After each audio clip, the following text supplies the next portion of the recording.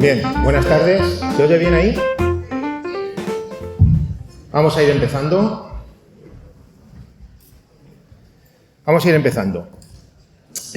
Bueno, lo primero, daros las gracias a todos por estar aquí una vez más. Y me voy a permitir una licencia que he pensado según venía, aparte de la exposición, antes de empezar con ella, ya que vamos a hablar del cine, recordar que cuando este país tuvo una guerra civil y posteriormente pues, la lógica posguerra, la población acudía a los cines a resguardarse en unos casos de los bombardeos y en otros a resguardarse del frío. Hoy, en los tiempos que corren, pues hay bombardeos también en ciudades y en países que no debemos olvidar, como Ucrania y Gaza, y también hace mucho frío con los aranceles que nos está poniendo un buen señor. Entonces, bueno, pues vamos a aprovechar hoy aquí también a resguardarnos como esa gente de la posguerra hacía en aquellos cines. Y os cuento todo esto hilando con lo del cine, porque hoy es día 8 de abril. Y un día como hoy, de hace ya más de una década, creo que son 12 años, nos dejó para siempre José Luis Sampedro. José Luis Sampedro, un gran escritor, novelista, economista, humanista, todo lo que queramos decir de él es poco, pero sobre todo una mente muy clara y una gran persona. Y en vista de cómo se está poniendo la cosa de caliente y cómo está el mundo, pues a mí sí que me gustaría escuchar de su voz cómo lo ve y qué piensa, porque era una mente privilegiada. Ojalá en el futuro mentes como la suya dirijan los países y en vez de ser mentes como ahora sean dementes, ¿vale? Y dicho esto, vamos a empezar con el cine, que es a lo que hemos venido. La exposición de hoy forma parte de un ciclo del aula abierta, como todos sabéis, y ya cumple el 10º aniversario. Si echamos cuentas, prácticamente son 100 conferencias las que podemos decir que se han dado aquí. Ninguna ha repetido tema. Como veréis, hay mucho de qué hablar de Aranjuez. Hoy toca el cine. Hoy os traigo un trabajo que llevo haciendo mucho tiempo sobre el cine y la relación con Aranjuez. Como es tan extenso, pues he tenido que dividirlo en más o menos 2 partes. Hoy vamos a ver lo que tiene que ver con el blanco y negro, y en otra ocasión, si la hay y tenéis ganas, pues podemos ver la relación con el color. ¿Cómo lo vamos a hacer? Pues vamos a empezar viendo cómo surge el cine, cómo nace, de dónde viene, un poco los momentos puntuales más importantes en la historia del cine a nivel mundial, cómo llega el cine sonoro y demás. Luego nos vamos a venir a España a ver las primeras películas que se han rodado en España y por fin, en un cuarto de hora o 20 minutos, estaremos ya hablando de Aranjuez, a lo que hemos venido todos, que es hablar de Aranjuez y los estudios de cine que hubo aquí, y vamos a ver algunos rodajes. Dicho esto, deciros, como veis ahí en la pantalla, que el cine no surge de una vez y en un momento concreto, puesto que es la suma de diferentes aportaciones en el tiempo. Son inventos, todos esos que veis ahí, todos basados en una teoría que se llamaba la persistencia retiniana, que era esto de que el ojo humano era capaz de interpretar 10 imágenes rápidas, pasadas rápidas, el cerebro, interpretarlas como una imagen en movimiento, pero tienen que ser de 10 en adelante. Bueno, pues todo esto parte, como veis, de la fotografía, ¿verdad? Podríamos decir que se trataría de pasar fotografías muy rápido para que el cerebro lo interprete como imágenes seguidas, continuas. Los antecedentes del cine son esos y más. Cada uno puso su granito de arena para llegar a lo que conocemos hoy como el cine, el séptimo arte, o lo que Antonio Machado llamó ese invento del demonio, llegó a decir. Bueno, sin embargo, hay que decir que muchos expertos, por poner una fecha, hablan de que los primeros experimentos serios con fotos en movimiento podrían ser estos, hechos por un tal Edward Muybridge en el año 1878, que hizo esta sucesión de fotografías de un caballo galopando. Le costó 6 años hacer esto. ¿Por qué? El caballo iba galopando y cada vez que iba avanzando cortaba un hilo un hilo que estaba conectado a una cámara de fotos. Tenéis abajo los números, son 16 cámaras de fotos, y luego pasando esas 16 fotografías que el caballo disparaba al cortar los hilos, se pasan deprisa y se ve como una imagen en movimiento. Estábamos engañando al ojo humano. Tardó mucho en hacerlo. La primera película de cine muda en el mundo, podemos decir que fue esta. Una escena en un jardín. Dura tan solo, fijaros, 1,66 segundos. Dura tan poco que la he tenido que poner varias veces para que os dé tiempo a verla. 1,66 segundos. Y está hecha con 20 fotogramas. Si echáis la cuenta, tocamos a más o menos 12-13 fotogramas por segundo. Superamos los 10, con lo cual el ojo humano va a verlo como una imagen seguida en movimiento. Pero estamos en esa época en la que las películas de Jaimito, Charlot, Buster Keaton y demás iban como a saltitos, iban un poquito acelerados, ¿verdad? Porque estaban rodadas con estas imágenes por segundo, estos fotogramas de en torno a 12, 14, y luego, depende del país y la cámara que reproducía, pues reproducían incluso a 20 de velocidad, con lo cual se les veía a ellos un poco acelerados y demás. Es los saltitos que vais a ver ahora. Repito que esta es la primera película repetida para que la podáis ver, y ahí tenéis, un tesoro en 20 fotogramas.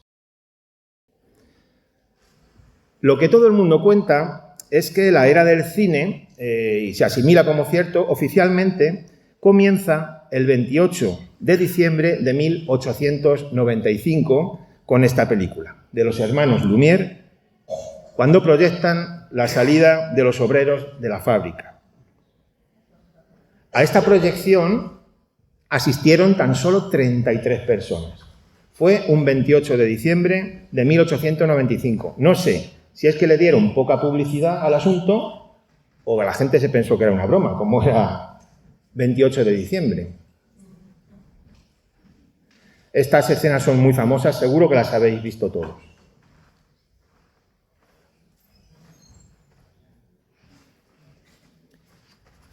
Llegado a este punto, que se les atribuye a los hermanos Lumière, lógicamente, el invento del cine, hay que apuntar una cosa. No todo es gracias a los Lumière. Este señor, que es un español, llamado Mariano Díez Tobar, era un cura, dio un día una conferencia y, de una forma inocente, naif, facilitó la fórmula matemática que hacía mover la pieza que tenéis abajo, la cruz de Malta, para que luego fuese sincronizada, ¿verdad?, con las escenas a través de sus ranuras y pudiésemos sincronizar. Eso llevaba una fórmula matemática. El cura la sabía, lo comentó en una conferencia y de ahí se copiaron los hermanos Lumière. No significa que no lo inventaran después, pero que hay que darle a este señor el mérito que también tiene. No sé si esta historia la conocíais. Bueno, llegamos al cine en España, porque todo esto es en el mundo. ¿Cuándo llega el cine en España? Oficialmente se dice que el 15 de mayo es cuando se produce la primera proyección del año de 1896 en el Hotel Rusia, en Madrid, en la carrera de San Jerónimo. Pero, como tantas otras veces, esto no es del todo cierto. A veces las fechas se trastocan para hacerlas coincidir con otros eventos, ¿verdad? Y en este caso se hizo para hacerlo coincidir con el patrón de Madrid, San Isidro. Sin embargo, la proyección primera que se hizo en España no fue el 15 de mayo, fue unos días antes, como tenéis ahí. Esa fecha sí es cierta. Esa es la prueba. Así que cuidadito con las fechas que a veces nos engañan. Películas míticas que llegaron a España por primera vez. Tenéis ahí la llegada de un tren de Teruel a Segorbe y la salida de misa de 12 del Pilar. Las traigo porque una es la primera filmación enteramente española y la otra la primera película en llegar a una gran pantalla. De la de abajo, de la salida de misa de 12, es curioso una anécdota que hay, que los maños ya estaban acostumbrados a ver cine, ya habían visto películas francesas, ya habían visto personas en la gran pantalla, pero lo que ocurría es que no se habían visto a ellos mismos, ni tampoco habían visto a sus familiares y amigos. Entonces les resultaba tan curioso verse en la pantalla que estuvieron proyectando la película 12 horas seguidas. Como curiosidad os lo cuento. Bueno, vamos a ver ahora la primera película española de ficción que tenía argumento. Dura 1 minuto.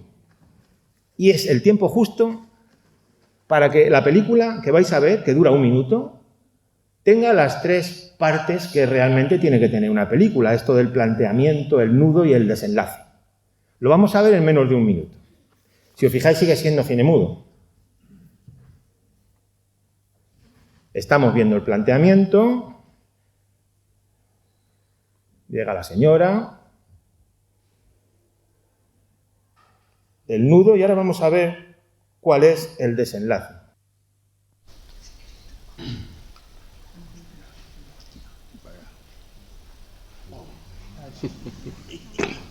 Desenlace que al final, bueno, termina bien. Entre los grandes pioneros del cine español, no hay que olvidarse de Segundo de Chomón. Os sonará, es el inventor de numerosos trucos y a él incluso se le atribuye el travelling, este carro que va por los raíles mientras ruedan las escenas. Vamos a ver unas escenas cortitas, porque claro, la película dura mucho, no podemos ver todo, pero para que veáis de qué va esto. Y cómo este señor se las ingeniaba para hacer los efectos especiales. Repito que son escenas cortadas de la película completa, para no verlo todo.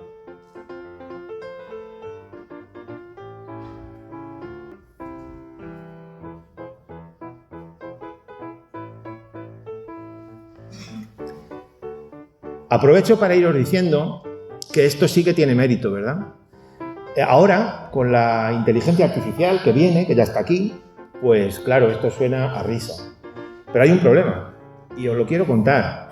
La inteligencia artificial no todo es bonito. Hace unos días leí una noticia, mientras veis esto os lo cuento, que cada imagen, con una cierta calidad, producida por la inteligencia artificial, consume en torno a 4 o 5 litros de agua que se necesitan para refrigerar los aparatos que la producen. Es un estudio serio, de la universidad, en una universidad estadounidense, concretamente de la Universidad de Colorado. 5 litros de agua para refrigerar los centros de datos por cada imagen generada por inteligencia artificial. Es el mundo al que vamos, ¿vale? En esa época se buscaban la vida de esta manera.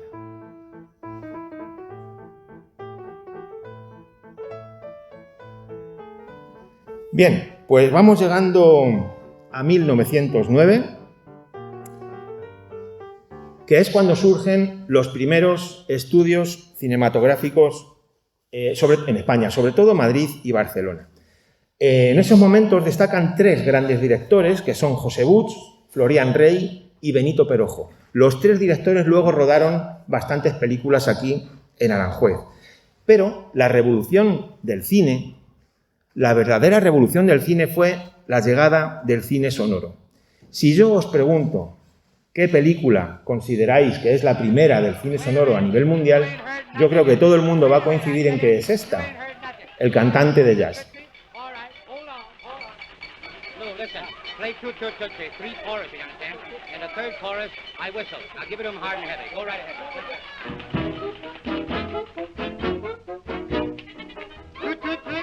Goodbye. Don't cry. The little choo-choo train that takes me away from you. You don't know just how sad it makes me. Kiss me pretty and then ow, ow. Bueno, pues como tantas veces no es del todo cierto. Esto es lo que nos han contado siempre, pero recientemente, hace cuestión de muy pocos años, apareció una película en una biblioteca de los Estados Unidos, que era un corto y era sonoro, hecho 4 años antes que este cantante de jazz. Le vais a ver, Conchita Piquer, en el año 1923, ya grabó una película, un vídeo sonoro, antes que el cantante de jazz. Esta película se ha encontrado hace poco en los Estados Unidos, no se conocía.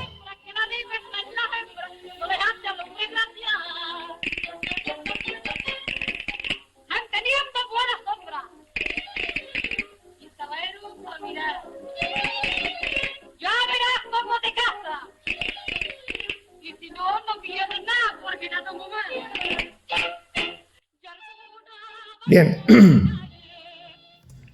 ¿Pero qué ocurre en España?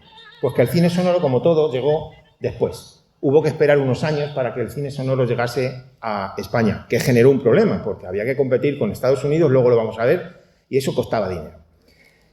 ¿Cuál es la película primera sonora en España? Pues se pensó mucho tiempo que era Carceleras, de José Puig, pero no era así. Posteriormente se descubrió, como suele ocurrir, que aparecen películas que se dan por perdidas en el trastero de una señora de Burgos o en un convento de Valencia, aparecen películas, en fin, pornográficas de ciertos reyes que luego las veían. Aparecen cosas que nadie se espera, o en una lata, en un mercadillo en México, aparece una película que nadie se pensaba que existía. Pues en este caso apareció esta, la que vamos a ver ahora, que es la primera película sonora del cine español. El misterio de la Puerta del Sol.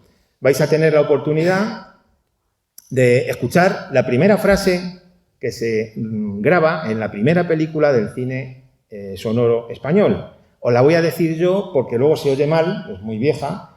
Es un chaval que está trabajando en una imprenta y se queda dormido. Entonces el encargado se acerca, le da más o menos una colleja y le dice: oye, pollo, para dormir se va para el Ateneo.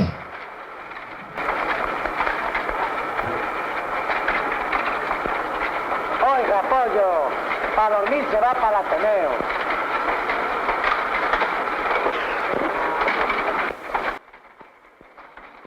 Ahí tenéis la primera frase del cine sonoro español.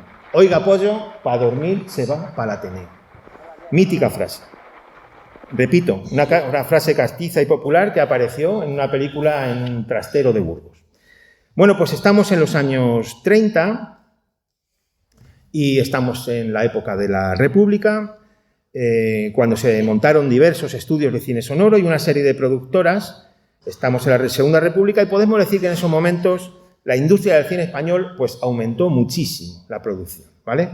Para hacernos una idea, fijaros, en España entonces había unos 24 millones de habitantes, ¿de acuerdo? Y había unas 3.000 salas de proyecciones.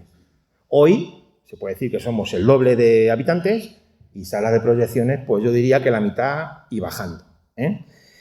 Bien, avanzando en el tiempo, llegó la desgraciada Guerra Civil y con ella todo cambia. La producción de películas disminuye y aumentan los documentales y la propaganda. Con el fin de la guerra, el cine español quedó completamente desmantelado.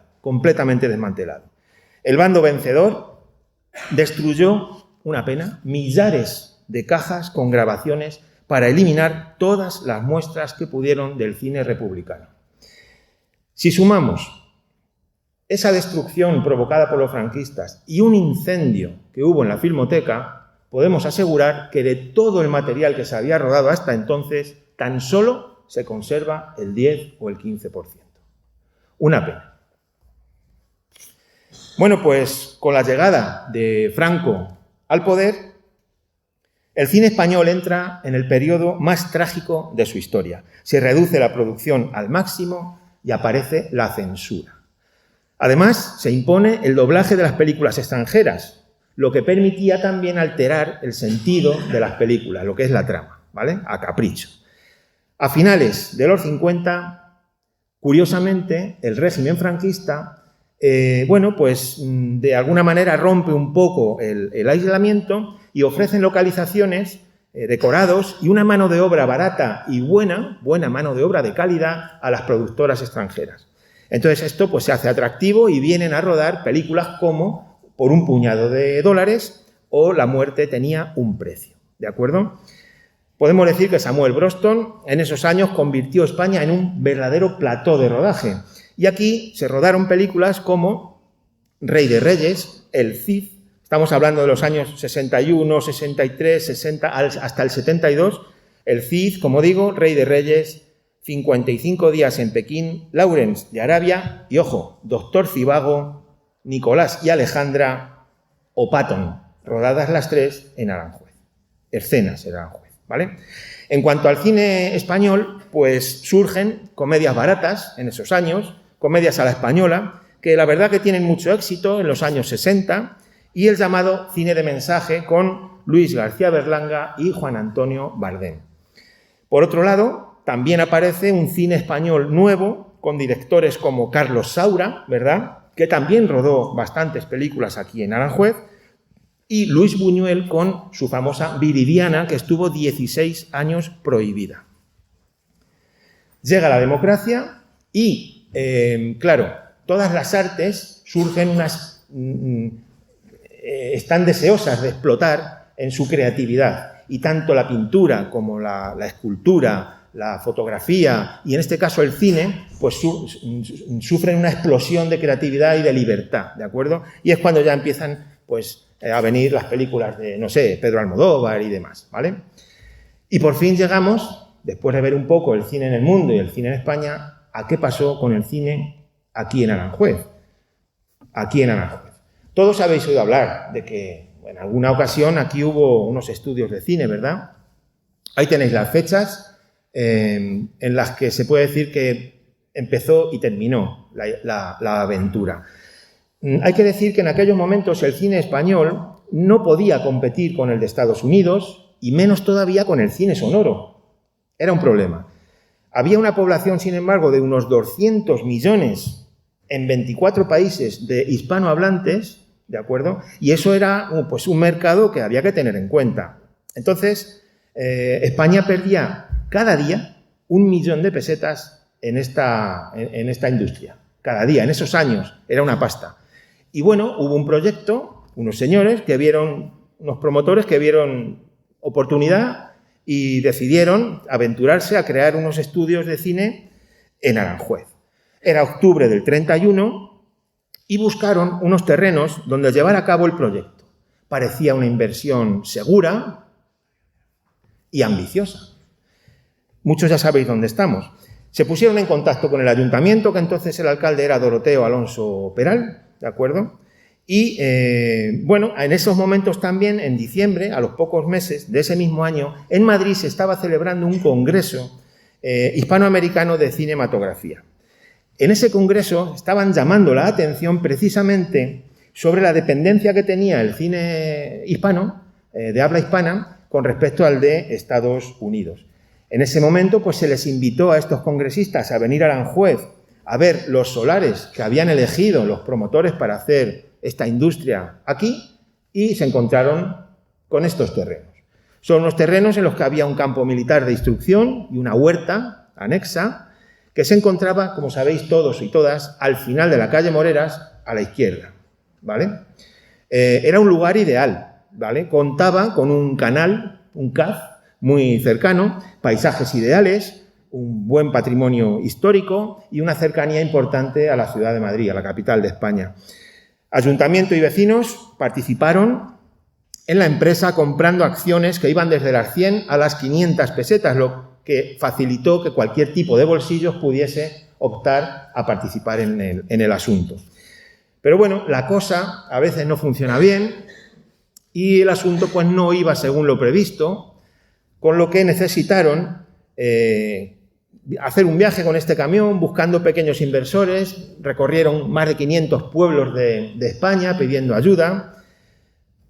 Y bueno, el proyecto al final se empezó.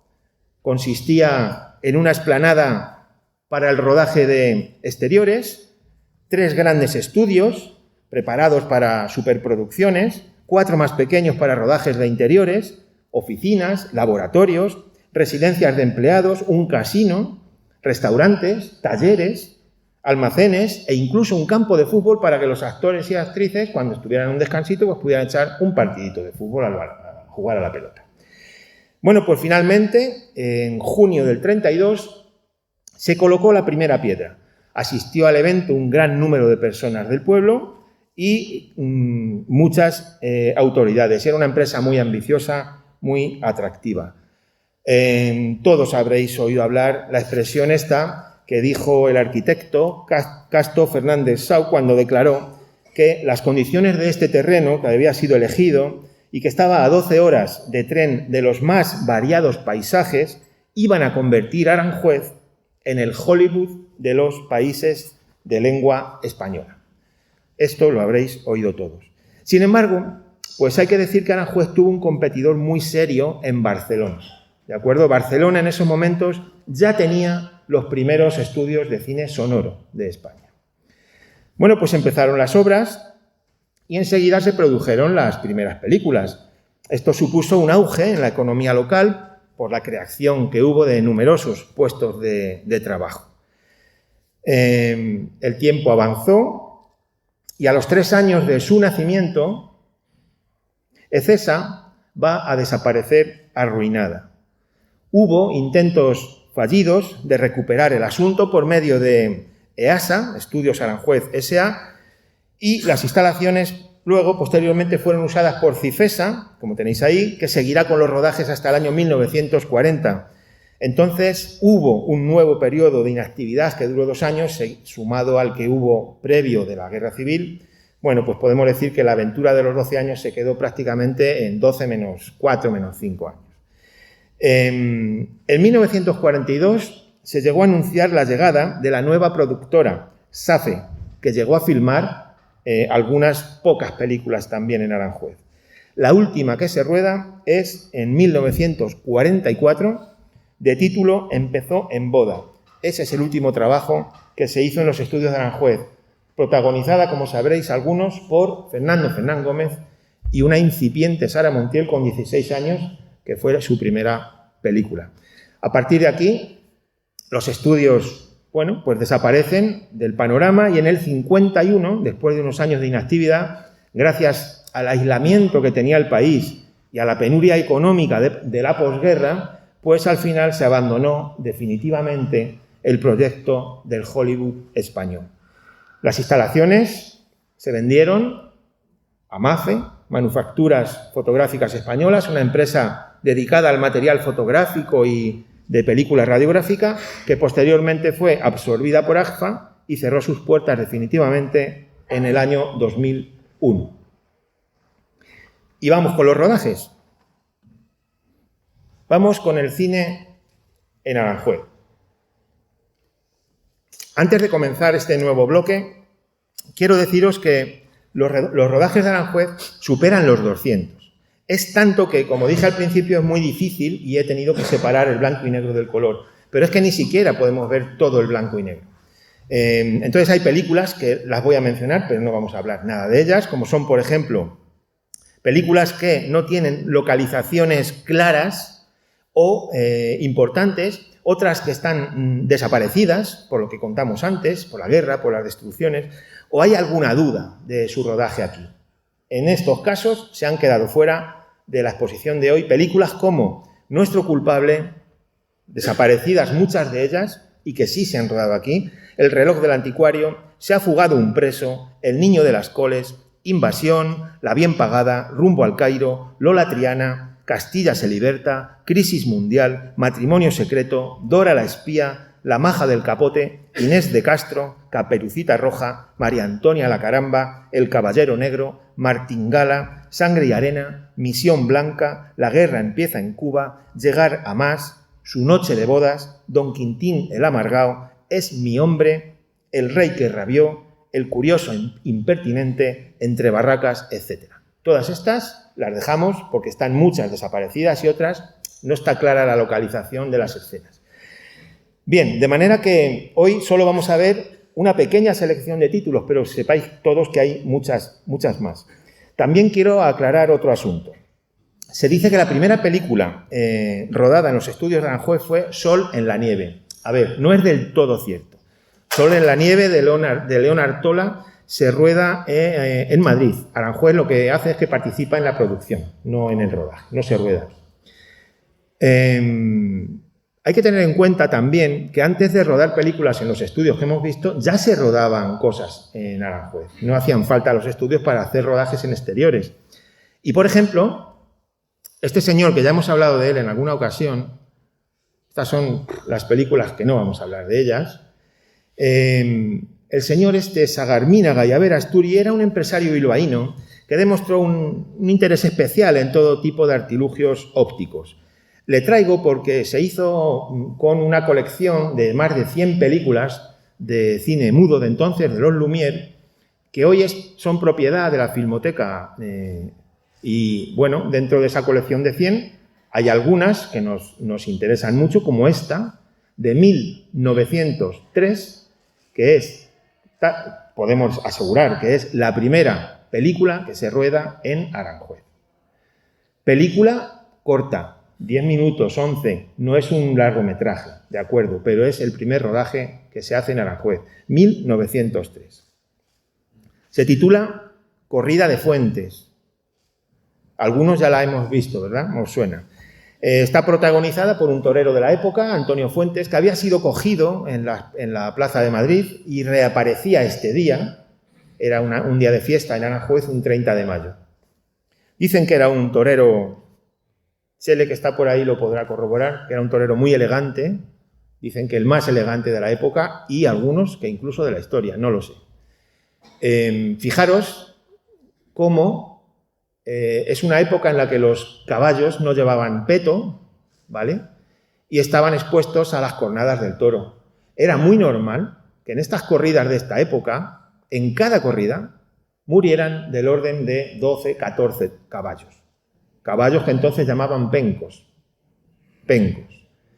Cada toro era capaz de matar a 2 o 3. Era algo normal y asumible en esa época. Luego ya vinieron el tema de protegerles el pecho con petos, en lo que también tiene mucho que ver Aranjuez en ese invento. Bien, pues ahí estáis viendo la primera película rodada en Aranjuez. Repito que no es una película de largometraje, pero al ser la primera que se rueda la he querido traer. La primera película realmente que es rodada en Aranjuez como largometraje es La verbena de la Paloma. No la tengo, estoy detrás de ella, llevo muchos años detrás de ella y, como dice el refrán, el que la sigue la consigue. Espero que algún día os la pueda enseñar. De momento la tengo localizada, que no es poco. Ha estado muchos años perdida y de ella, por tanto, solo os puedo mostrar la carátula. Es una película de José Puig de 1921. Lo que sería, de verdad, la primera película en largometraje rodada en Aranjuez. Se estrenó en el Circo Price de Madrid. Es una película muda que, como tantas otras de la época, pues iban acompañadas, ¿verdad?, de pianistas, música, en este caso era Tomás Bretón, música de Tomás Bretón. El rodaje de esta película supuso un derroche muy grande, porque era la primera vez en la historia del cine español que se levantaban decorados corpóreos. Hasta ese momento, pues se pintaban en telones. Era más fácil, si tenía que hacer un castillo, pues pintar en una lona un castillo y ponerle de fondo, y no hacer un castillo, era más barato. Bueno, pues esta película es la primera del cine español en la que se levantan de verdad decorados, no se pintan. Es una película, como digo, dirigida por José Puig y con música de Tomás Bretón.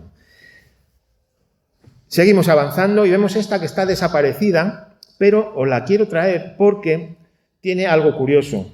Fijaros en los créditos, figura una tal Elena Cortesina, que fue quien se encargó de la producción y dirección. Está considerada la primera directora de cine en España, mujer. Lamentablemente, de esta película solo se conserva un fotograma que está en la Filmoteca Española. Y llegamos a 1927, El Conde de Maravillas. Seguimos con cine mudo. No sé si esta película la conocéis. Relata un complot, no os perdáis las imágenes porque son impagables. Relata un complot que prepara el Conde de Maravillas contra Godoy. Es la única película en la que actúa la famosa Chelito, Consuelo Portela. Un año después, esta señora se retiró de la vida artística y montó una cafetería y un teatro en Madrid, que luego fue el Teatro Muñoz Seca. Vamos a ver en estos 2 minutos y medio que dura las escenas, pues vamos a ver la cúpula de palacio, el jardín de la isla. En total son 2 minutos y medio nada más, pero creo que son curiosos de ver. Bueno, pues deciros mientras tanto que gracias a este tipo de películas tenemos la ocasión de ver cómo eran antes las cosas, ¿verdad? Cómo eran los edificios, cómo eran los jardines, cómo eran las calles, cómo eran las gentes. Algo que, como decía al principio de la exposición, con la llegada de la inteligencia artificial se ha terminado. Porque yo ahora me puedo inventar un jardín, yo ahora me puedo inventar un palacio, pero no voy a poder ver cómo era el palacio de verdad de Aranjuez de hace 100 años. Va a ser una realidad inventada.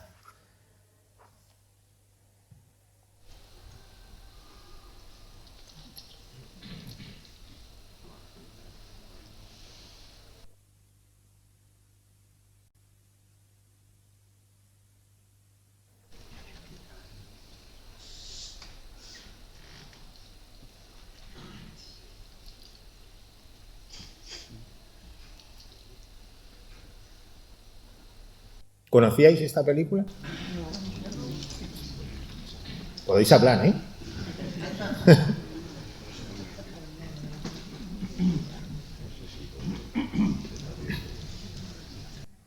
Por si alguien no lo conoce, imagino que todos estamos en el Jardín de la Isla, en la Fuente del Espinario. Las castañuelas famosas. Y si os fijáis, ¿veis cómo a veces van como a saltitos las imágenes? Es por lo que dijimos antes.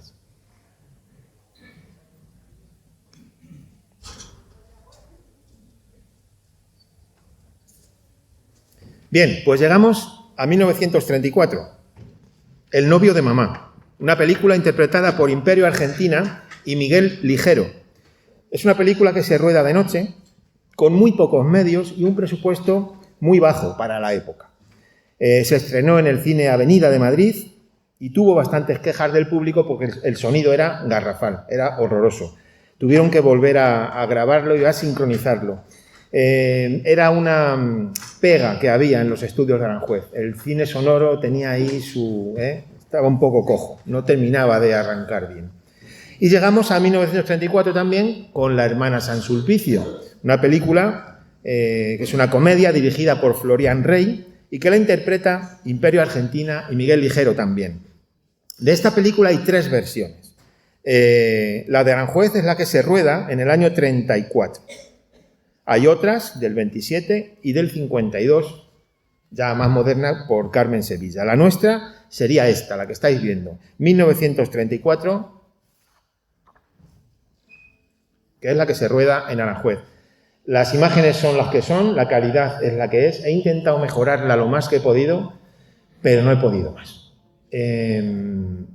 Suficiente para que tengáis la oportunidad de ver un poco el río. Más adelante vamos a ver los pabellones. Son 2 minutos nada más, pero me parecía que era interesante que lo vieseis. Esta película ya tiene sonido.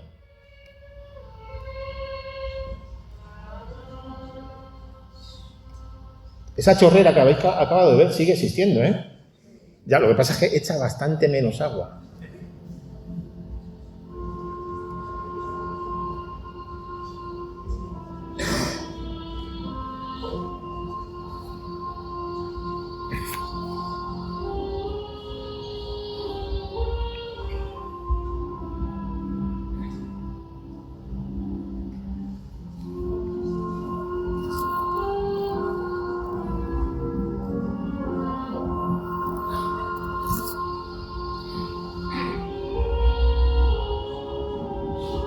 Ahí tenéis el embarcadero y los pabellones del Jardín del Príncipe.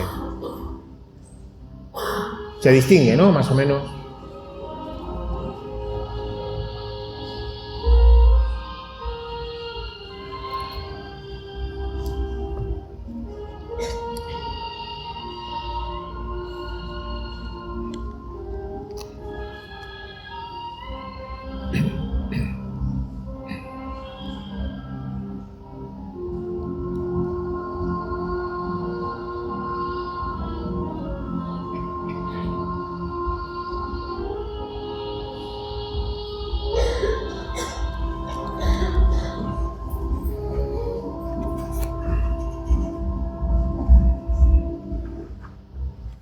Bueno, pues llegamos a El negro que tenía el alma blanca, una película que está desaparecida, en parte. Me explico. Es una película dirigida por Benito Perojo, que interpreta el cantante flamenco Angelillo, que en esta película es donde alcanzó gran fama. Aquí es donde se destapó como cantante, Angelillo, en esta película. Hay una escena, curiosamente, en la que el actor se suicida con un coche y entonces tuvo que subir un vehículo viejo a los cerros que había enfrente de los estudios de cine y empujarle para que rodara cerro abajo, ¿no? El estreno fue en el Cine Rialto de Madrid y tuvo un éxito, la verdad que apoteósico. Hay 3 versiones. La de Aranjuez es la rodada en el año 34. De esta película de Aranjuez, os digo que faltan más de 30 minutos. Solamente se conservan 45 en la Filmoteca. Lo curioso es que si pudiésemos ver esos 45 minutos seguidos, pues da la sensación de película completa, como que no echas de menos nada, tiene su argumento, ¿vale? Bueno, pues de ella deciros que la censura de la época, pues la revisó y le dio unos cuantos cortes y entonces fue estrenada de nuevo en 1948, fijaros, 14 años después, la reeditaron con esos cortes. Además de quitar esas escenas que os digo, curiosamente, y rayando el ridículo, eliminaron también el nombre del principal actor, el Angelillo, el cantante, porque era republicano y se había exiliado a Argentina. Esas cosas, en fin, para que veamos hasta dónde llega el asunto. Llegamos, un año después, 1935, a una película que supuso el debut de Alfredo Mayo, El 113. Y el mismo año, Nobleza Baturra. Se trata de uno de los éxitos más grandes, comerciales, y está considerada como uno de los negocios más fabulosos que ha tenido el cine español. Fijaros, costó hacerla tan solo 55.000 pesetas y a los productores les dio a ganar 1,5 millones. 55.000 pesetas, 1,5 millones. Imperio Argentina en esos momentos era, bueno, pues la máxima estrella y actuaba con una cierta gracia que llegó a enamorar al mismo Hitler. Cuando Hitler la vio actuar en esta película, se enamoró de ella. Hay 3 versiones y la de Aranjuez es la de 1935. Currito de la Cruz.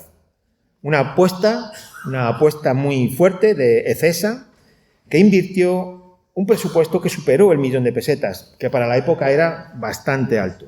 En el rodaje de una secuencia que reproducía una procesión, llegó a haber hasta 3.000 extras para simular la procesión.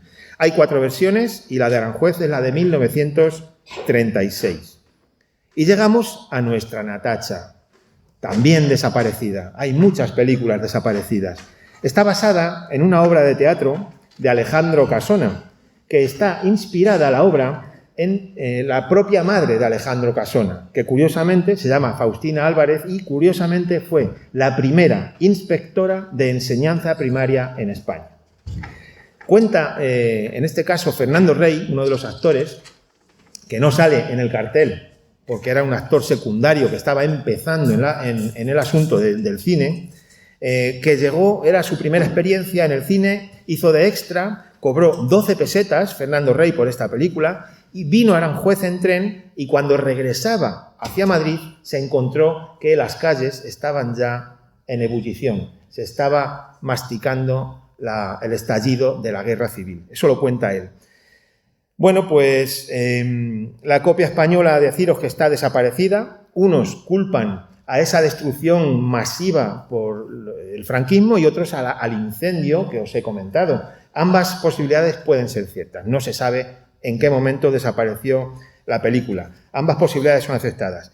Hay una versión argentina del 44, pero no tiene nada que ver con la nuestra, y no debemos perder nunca la esperanza de que aparezca en algún trastero.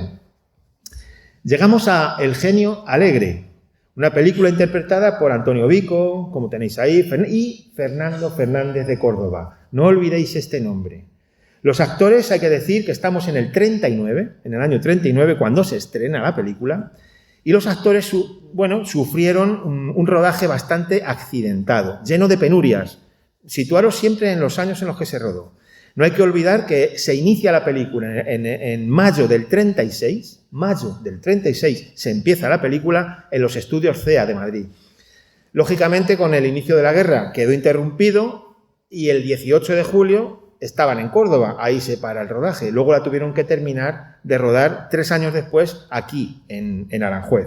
Bueno, pues ese actor que os digo, que no olvidaréis el nombre, de Fernando Fernández de Córdoba, a pesar de ser uno de los más conocidos del cine de posguerra, alcanzó su mayor popularidad de otra manera, porque fue, como locutor que era de Radio Nacional de España, durante la Guerra Civil, el encargado de leer aquel famoso parte de guerra que firmó Franco el 1 de abril del 39, que decía aquello de: en el día de hoy, cautivo y desarmado, el Ejército Rojo han alcanzado las tropas nacionales sus últimos objetivos militares. La guerra ha terminado. Quien leyó este parte de guerra fue este actor que se hizo famoso más por esto que por lo otro. Y llegamos a una de las películas preferidas por mí, Los Cuatro Robinsones. Estamos en 1939. Trata de un grupo de amigos que se van de juerga a Andalucía, pero ellos dicen que se van de viaje en un barco. La mala suerte hace que ese barco en el que dicen que van se hunde y no hay supervivientes. Entonces todo se sabe y se destapa la mentira. Imaginaros. Entonces ellos que se enteran, ¿qué hacen? Simulan que iban en ese barco y que son supervivientes. Caminan. Intentan llegar a esa isla para que desde allí lanzar un mensaje de: estamos aquí, nos hemos salvado, venid a por nosotros. Bueno, pues los amigos de esa forma intentan salvar su reputación y convenciendo de que han sobrevivido al desastre. En esta película hay cosas curiosas. Por ejemplo, cuando termina la guerra, es la primera producción cinematográfica que se hace en España. Imaginaros la situación cuál es, de posguerra, que hacía que los estudios estuviesen completamente desabastecidos de materiales. Después de la guerra no había nada. No había lentes de calidad, escaseaban los negativos, escaseaba la luz. A tanto llegaba el asunto que tenían a veces que rodar de noche cuando la gente se acostaba porque se consumía menos energía en el pueblo. Además, los responsables de la película contaban que cuando iban a los estudios, además de que no había material para hacer decorados, lo peor es que el material humano estaba huido. Estaba en la cárcel, muerto o hambriento. Terrible. Y en esas condiciones tenían que rodar. Bueno, pues hay escenas de Aranjuez que las vamos a ver. Vamos a ver estas escenas de Aranjuez, que a todos os sonarán las localizaciones. Es minuto y medio, en el que vamos a ver la estación de ferrocarril, la iglesia y la plaza de San Antonio, la carrera de Andalucía con el puente Barcas al fondo. Fijaros bien en todo, no os perdáis detalle.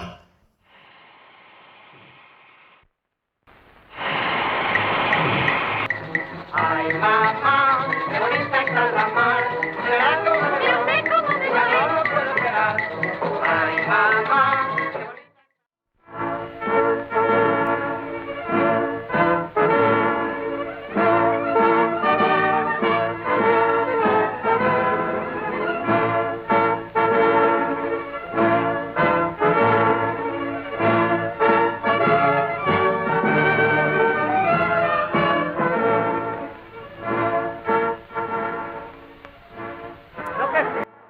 Fijaros ahora cuando van y se ve la plaza de San Antonio al fondo y el puente Barcas al fondo, con las estatuas famosas.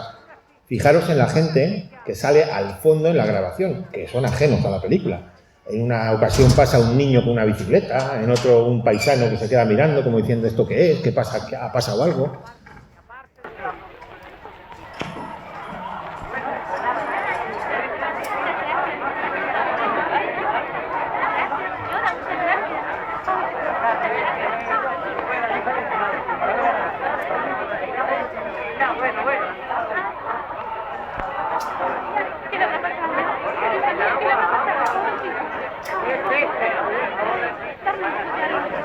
Bien, llegamos a Santa Rogelia, otra película que está, de momento, desaparecida.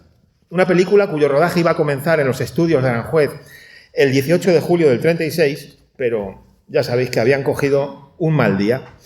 Tras la sublevación militar se suspendieron momentáneamente todas las filmaciones en Madrid. Hubo que terminarla en el 39. Se estrenó en el 40, solo estuvo 7 días en las salas, se hicieron muy poquitas copias y, como digo, está completamente desaparecida, por lo que solo podemos ver una versión que hay italiana, pero que no nos aporta a nosotros nada. Y llegamos a la Dolores, que esta sí aporta. Todos conocéis la canción que decía de la Dolores, ibas a Calatayud, ¿verdad? Pregunta por la Dolores, que una copla la mató de vergüenza y sin sabores. La Dolores era una hermosa mesonera de un pueblo muy joven, bella, de la que se enamora el barbero del pueblo. Claro, ¿ella se enamora del barbero? No, ella se enamora de un estudiante apuesto que aparece por allí y por el local, y entonces el barbero pues siente despecho y para vengarse de ella de alguna forma la saca la canción y la hace que se extienda por los alrededores. Está rodada esta película íntegramente en Aranjuez y hay testigos que cuentan cosas de este rodaje. Por ejemplo, cuentan cómo se llegó a hacer una plaza de toros con carros que figuraba ser la plaza de Calatayud dentro de los propios estudios. En el rodaje podemos decir que se dieron hechos tristes. Por ejemplo, había un señor valenciano que vivía cerca de aquí, en las casas de ferroviarios, y que se dedicaba a vender caramelos en las 4 esquinas, y le ficharon, le dijeron que si él quería participar en el rodaje, a cambio de 150 pesetas, lo que eran 30 duros de entonces, y se tenía que dejar coger por el toro. El señor aceptó, el toro le cogió y le mató. Entonces, bueno, además luego vais a ver en las escenas que vamos a ver ahora un hundimiento que hubo real del graderío con heridos que son reales. Se caen personas unas encima de otras, también fue un accidente con varios heridos auténticos. Pero no todo iba a ser malo, también hubo anécdotas graciosas. ¿Os acordáis del bar Jacinto, de la plaza del pueblo, verdad? Jacinto Vega Márquez llegó a participar en los estudios en algunos rodajes y contaba que antes de tener el bar, pues trabajó en el cine al lado de Concha Piquer. Cobraba 15 pesetas por el rodaje, por cada día, y otras 10 que cobraba también se llevaba un burro que tenía. Claro, si ese día llovía o no había rodaje por lo que fuera, pues se venían a casa el burro y él sin cobrar.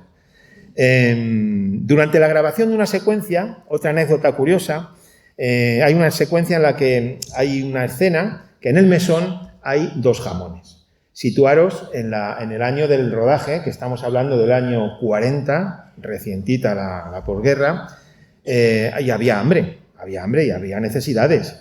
Y entonces, en la escena, hay 2 jamones allí. De repente, un jamón pues desaparece. Claro, el productor, al ver que falta el jamón, dice, aquí hay que hacer algo. Vamos a intentar que aparezca el jamón. Vamos a hacer una cosa. Florian Rey, que era el productor, dice, vamos a apagar las luces y cuando las demos otra vez, el jamón ha aparecido, el que lo tenga que lo deje y aquí no ha pasado nada. Entonces hicieron eso y al dar las luces, lo que pasó es que faltaba el otro jamón. Bueno, pues vamos a ver las escenas del rodaje.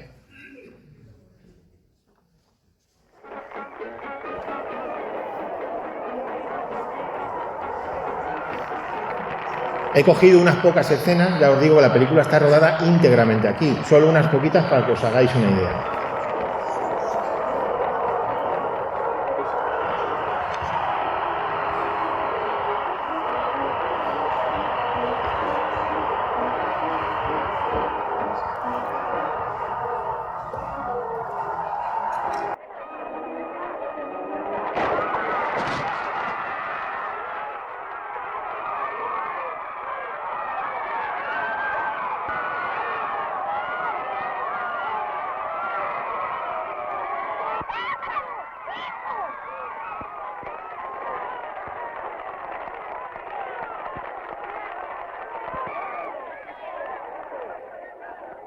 Bien, llegamos a La Gitanilla, una de las novelas ejemplares de Cervantes.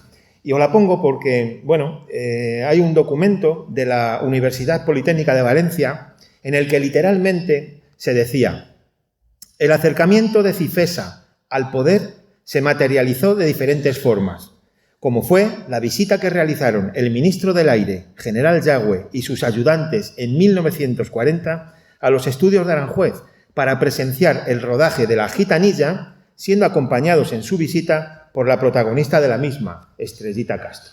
Os lo traigo solo por ese detalle. Y llegamos a Goyescas, 1942. Se trata de una superproducción, posiblemente la película con más presupuesto hasta entonces en España. Durante el rodaje, Imperio Argentina, fijaros lo que contaba. Contaba que sufrió el acoso de un cura. O sea, que los acosos no son de ahora. Imperio Argentina sufrió el acoso de un cura, lo cuenta ella misma. El cura era el padre Marcos y pertenecía a la Junta de Calificación, lo que eran los censores de la época, los que mutilaban las obras según el ideario franquista. Fijaros hasta qué nivel la hipocresía, ¿eh? Bueno, pues dice Imperio Argentina ella de su boca: yo vestía un traje escotadísimo. El muy sinvergüenza se quedó a solas conmigo y cuando yo me ponía por pudor la mano en el pecho, me dice: no, señora, aquí en privado no se las tape. Las cosas bonitas deje que las disfrute. Tuve que huir de él. Entonces él me dijo: nos volveremos a ver, señora. Y ahora me voy a confesar a unos reos que mañana condenan a muerte.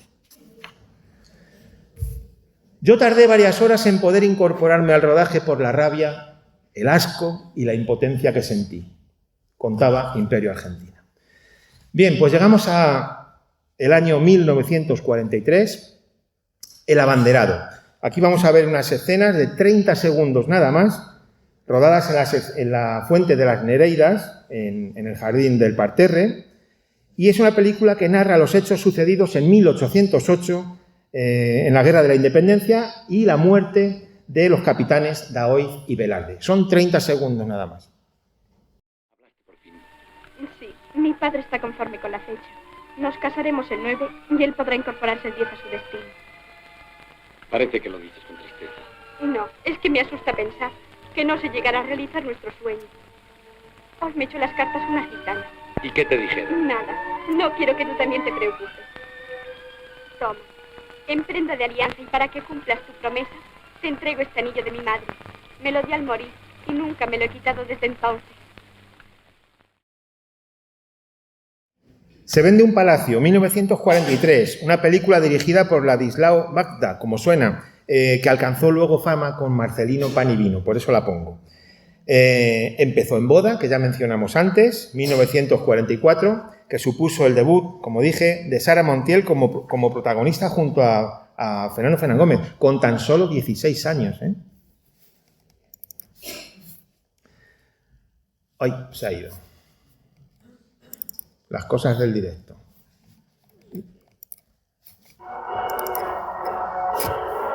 Enseguida lo encontramos. Mientras os voy contando que vamos a ver una película del año 44, vamos a ver una escena. La película se titula El clavo. A ver si soy capaz de hablar a la vez que... Ya la tengo. El clavo. Es una película muy recomendable de ver, Está basada en un hecho real y fue dirigida por Rafael Gil. Cuenta cómo un juez se enamora de una joven hermosa que al poco tiempo desaparece. Con los años encuentran un cráneo con un clavo puesto ahí, clavado, y el juez pues decide investigarlo y no sabe la sorpresa que se va a encontrar. No la voy a destripar porque espero que la veáis todos. Está muy bien. Bueno, pues esta película tiene escenas que vamos a ver en 2 minutos en los alrededores del Puente de la Reina. Y os voy a contar algo después. Bueno, no, lo voy contando ahora, mejor. Para que lo veáis a posteriori. Francisca Calvo era mi abuela. Y junto a sus hermanas vivían en la casa que hay en el Puente de la Reina. Presenciaron este rodaje. Entonces esta escena me contaba a mí ella, mi abuela, Francisca Calvo, que lo que vais a ver ahora es unos actores que llegan con una cesta a hacer una merienda y se pone a llover, ¿vale? Se pone a llover, los actores tienen que salir corriendo porque llueve. Se nubla, nubarrón, lluvia y salen corriendo. Y al salir corriendo dejan allí la cesta, el vino, todo lo que tal. Cuando ya escampa y vuelven al rodaje, allí solo estaba la cesta. Porque mi abuela, según contaba ella y algunas de sus hermanas, dieron buena cuenta de ello. Vamos a verlo. Vamos a ver todo menos a mi abuela comiéndose.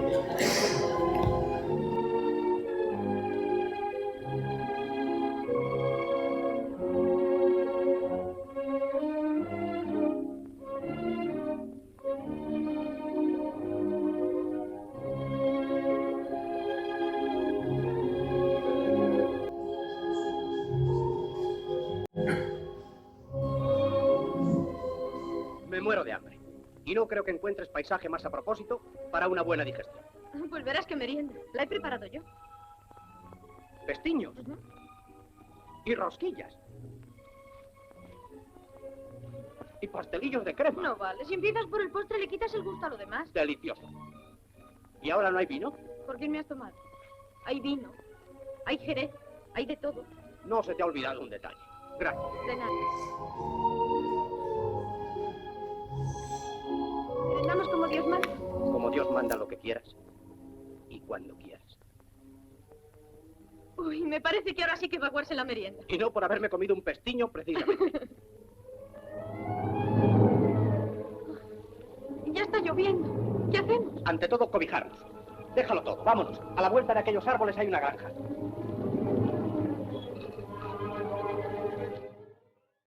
Bueno, es que tenían que estar ricos los pastelitos y esas cosas. Bueno, estamos en 1945. La luna vale 1 millón. Os la traigo, la pongo ahí porque fue una película que se rueda en los estudios de Aranjuez y sobre ella hay una curiosa anécdota. El hecho lo relata en una revista de historia contemporánea llamada Hispania Nova, editada por la Universidad Carlos III en 2018, y lo relatan Carlos Illana y Juan Miguel Campanario. Doy datos por si alguien lo quiere comprobar. Cuentan que un actor local antiguo de iniciales L, I, R denunció a Florian Rey de haber procedido injurias contra el ejército español y a favor del comunismo en el antiguo Hotel Pastor. De modo que la Guardia Civil se presentó en las instalaciones y se llevó al director, a Florian Rey. Después de investigar el asunto, pues el caso fue archivado y los acusados puestos en libertad. Pero como es una anécdota que nos interesa y está documentado y está editado y publicado, pues os lo cuento.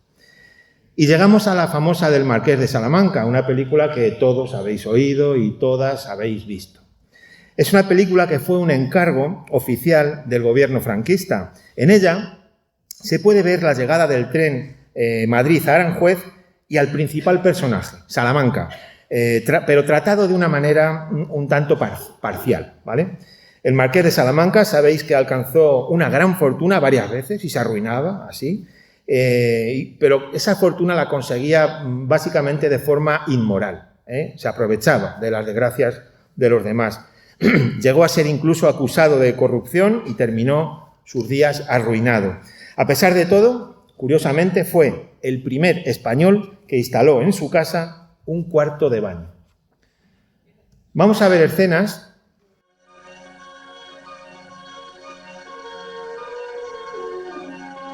Vamos a ver la escena cumbre de la película, esa que llega el tren y entra en Palacio, ¿verdad? Cosas del cine, porque nunca entró el tren en Palacio. Ese embarcadero seguro que os suena. Os cuento mientras que la película se estrenó en el Cine Callao de la Gran Vía en una sesión de gala. Tuvo mucho éxito.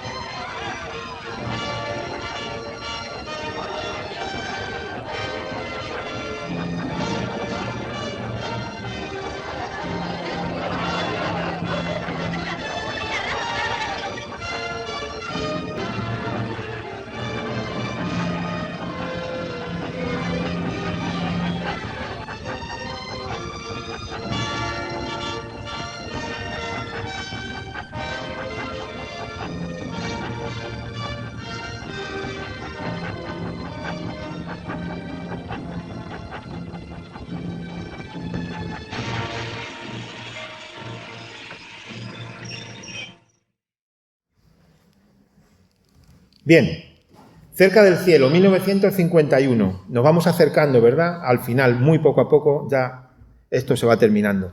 Esta película narra el proceso de ejecución del obispo de Teruel, un tal Anselmo Polanco, el cual fue después declarado mártir y beato por Juan Pablo II en 1995. Os la traigo porque es una película rodada en la Plaza de Toros de Aranjuez. Vais a ver escenas que seguramente muchos y muchas no habéis visto. Es una película que fue encargada por las autoridades de Acción Católica para homenajear al obispo y contribuir así al proceso de su beatificación.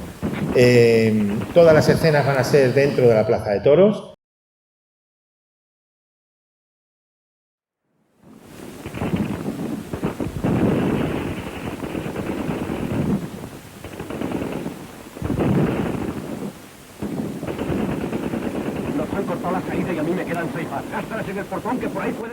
A veces el sonido y las imágenes no son ideales, pero es que es lo que hay, no hay más.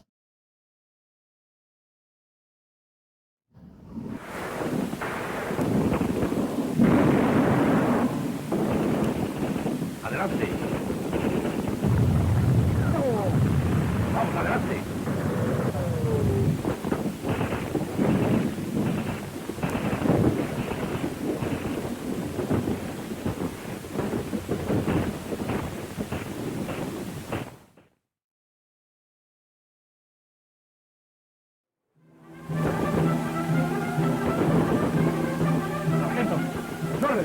Deben estar combatiendo en los corrales. Vaya usted con su gente por la derecha, que yo voy a llamar su atención por este lado.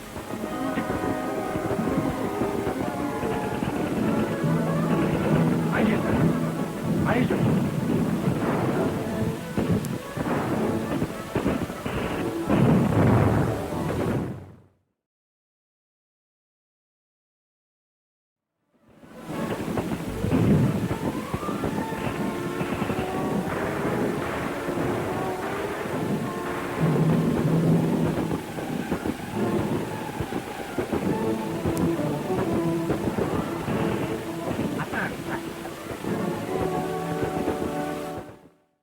Bueno, para que os hagáis una idea. Y llegamos a... Era de 1951, que no sé si lo he dicho.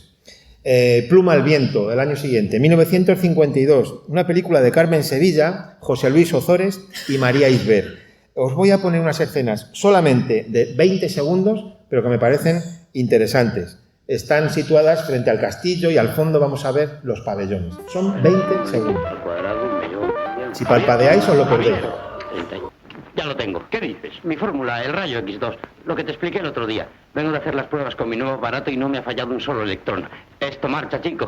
La fama me espera. 21, un electrón por medio. 2, eso. 21.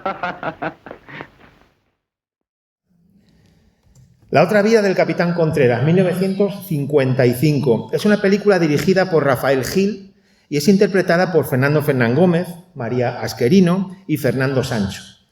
Cuenta cómo en unas excavaciones arqueológicas aparece un sarcófago con el cuerpo del Capitán Contreras.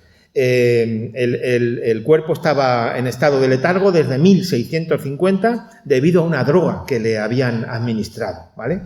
Vamos a ver unas escenas que es la última de la película. Veréis que pone fin, pero esto no se ha terminado. Quedan 5 minutillos o algo más de estar aquí juntos. Aunque veáis que pone fin, no aplaudáis todavía. Resistiros. Pero sí os voy a hacer una pregunta. La escena que va a salir, que es el final de la película, sí quiero que me digáis si sabéis dónde se desarrolla. A ver si alguien es capaz de ver dónde se desarrolla esta escena.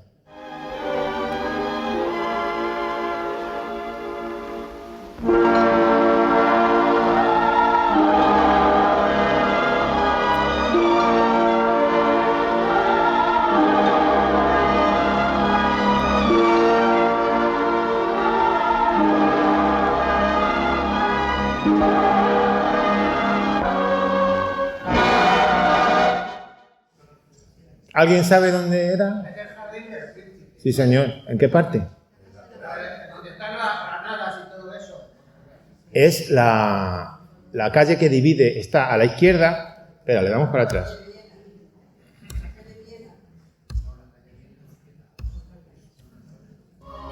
A la izquierda estaría situada, quito el volumen, a la izquierda estaría situada, ahora no, ahora está al revés, vamos a esperar a que gire el plano.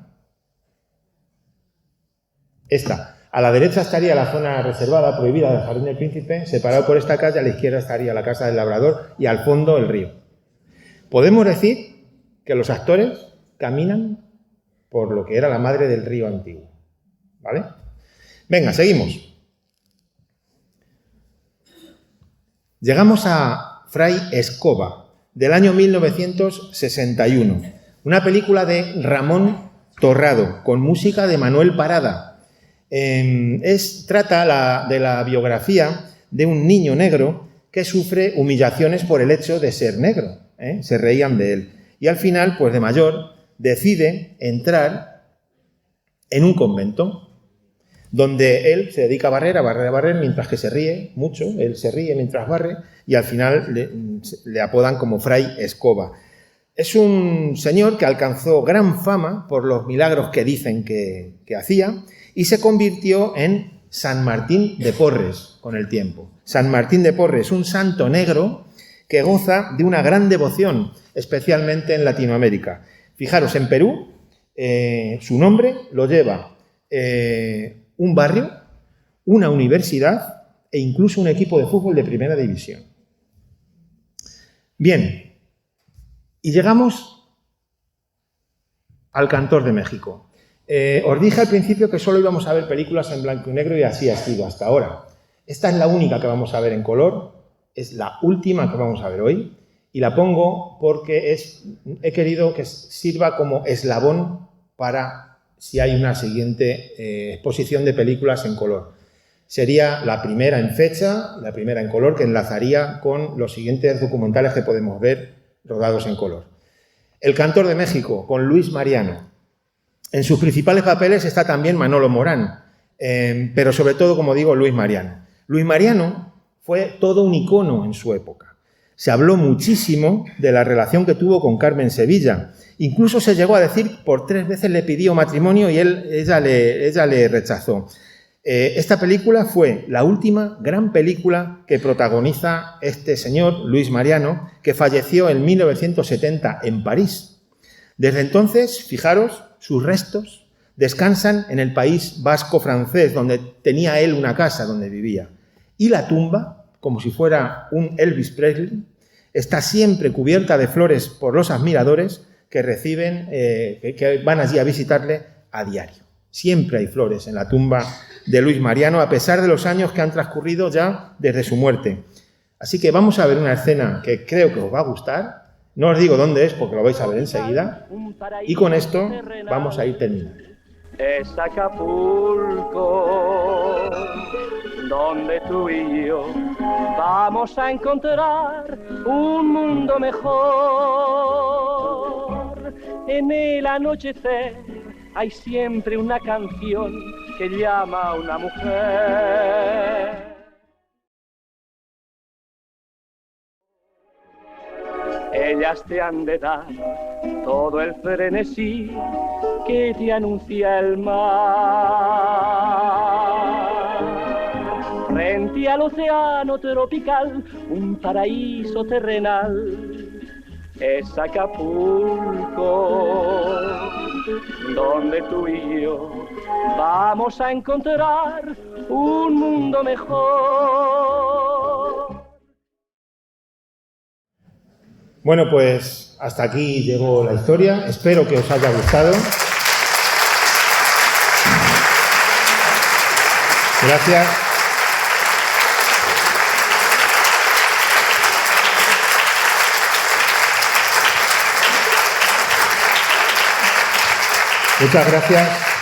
Muchas gracias, pero no quería irme. No sé si alguien querrá decir algo, si quiere alguien decir algo lo diga ahora, y si no, como en las bodas, que se calle para siempre. Pero yo sí que no quiero irme sin agradecer, porque me han enseñado así, que hay que dar las gracias, y yo quiero dar las gracias al personal de la sala, porque sin ellos esto no funcionaba. Yo me puedo subir aquí y hablar, pero no me vais a escuchar, poner un vídeo y no se va a ver, las luces no se van a encender. Entonces, dar las gracias a José por la grabación y a Santi y a Pablo que están en la cabina y un aplauso para ellos, de verdad, que son geniales. Y también quiero decir que este trabajo que os he traído, pues en realidad no es mío. No es mío. Está basado en cosas y en gentes que lo han hecho antes que yo, y yo solamente pues he leído lo que otros han escrito y he visto cosas que otros ya han hecho. Lo que pasa es que, bueno, lo cojo, lo mezclo y os lo traigo, pero yo no tengo ningún mérito. Entonces, quien sí tiene mérito son las fuentes de las que uno bebe, los libros que uno lee, y los archivos que uno visita, las filmotecas a las que va, y ahí está el material. Entonces, esos agradecimientos, que son muchísimos, no los he traído todos, pero sí quiero que veáis, de alguna manera, a quién tengo yo que agradecer principalmente el trabajo que habéis visto hoy.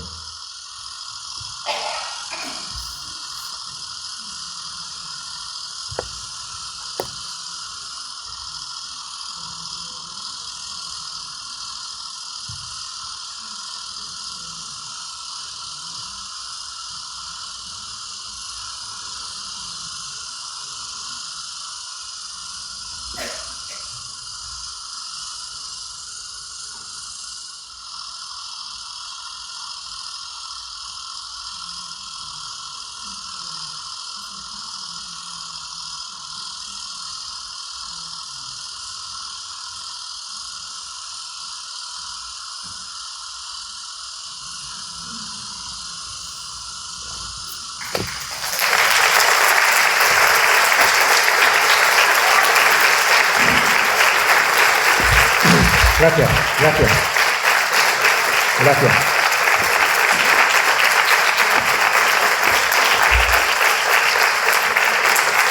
Gracias a vosotros, de verdad. Gracias.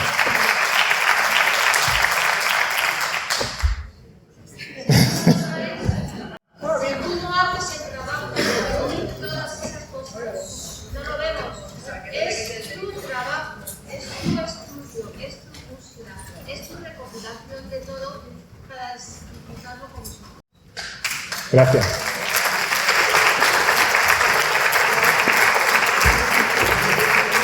Si os animáis, en una próxima ocasión veremos los rodajes en color, si os ha gustado.